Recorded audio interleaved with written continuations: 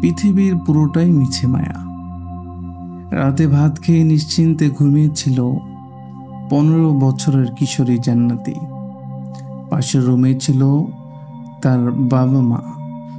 কে জানতো সেই রাতই হবে তার জীবনের শেষ রাত। মধ্যরাত হঠাৎ বাবা মা এসে ডাক দেয়, জান্নাতি, জান্নাতি, উঠে দাঁড়া মা, একটু বাইরে যেতে হবে। ঘুম ঘুম কণ্ঠে জান্নাতি বলল, এত রাতে কোথায় যাচ্ছি মা? কোনো উত্তর নেই, শুধু একরকম জোর করে বের করে আনা হলো তাকে। চোখে ঘুম আর মুখে বিস্ময় নিয়ে সে হাঁটতে থাকে। চলতে চলতে দেখতে পায় চাচি শাহিনাও এসেছে সঙ্গে। ভাবল বুঝি কোনো জরুরি কাজ আছে, কিন্তু পথ বদলে গেল হঠাৎ। বাড়ির রাস্তা ছেড়ে হাঁটা শুরু হলো কৃষি জমির দিকে। জান্নাতি চমকে গিয়ে বলল, আমরা এদিকে যাচ্ছি কেন? কোনো উত্তর নেই। একটা ভুট্টা ক্ষেতের ধারে গিয়ে আচমকা জান্নাতের মুখ আর হাত চেপে ধরা হলো। কিছু বোঝার আগেই মাথায় পড়ল প্রথম রডের আঘাত। একের পর এক পড়তেই থাকলো। দৌড় দিতে চেয়েছিল জান্নাতি, কিন্তু পারল না।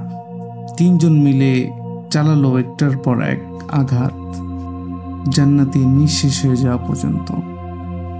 পরদিন সকালে কৃষকরা মাঠে এসে খুঁজে পায় এক তরুণীর নিথর দেহ। খবর পেয়ে ছুটে আসে বাবা মা। অভিনয় শুরু হয়, কান্নাকাটি, বিলাপ, যেন কিছুই জানে না তারা। পরদিনই প্রতিবেশী 27 জনের নামে মামলা করে জান্নাতির পরিবার। পুলিশও ধরে নিয়ে যায় সবাইকে, কিন্তু কেউ কিছু স্বীকার করে না।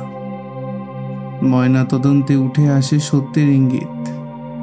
অবশেষে পুলিশের কঠোর জিজ্ঞাসাবাদে ভেঙে পড়ে শাহিনা বেগম। স্বীকার করে, হ্যাঁ, তারাই মেরেছে জান্নাতিকে। বাবা মা তখনও চুপ, কিন্তু যখন আর গোপন রাখা সম্ভব হলো না, তখন জাহিদুল ইসলাম ও মোর্শেদা বেগম স্বীকার করে নিল সব। প্রতিবেশীদের ফাঁসাতে চেয়েছিল। 32 বিঘা জমি, সেই জমির লোভেই নিজের মেয়ে, নিজের রক্ত মেরে ফেলেছি। গ্রাম কেঁপে উঠেছিল তখন। শিক্ষক সহপাঠীরা কান্নায় ভেঙে পড়েছিল। এক মেধাবী ভালো মেয়ে, যার হাসি মাখা মুখটা ছিল সবার প্রিয়। একটা সন্তান পেতে মানুষ কত কিছু করে, আর এই বাবা মা সামান্য জমির লোভে মেরে ফেলল নিঃসন্তানকে। জান্নাতি আর নেই, কিন্তু রয়ে গেছে এক নির্মম প্রশ্ন, মানুষ কতটা নিচে নামতে পারে? জান্নাতির জন্য দোয়া করবেন।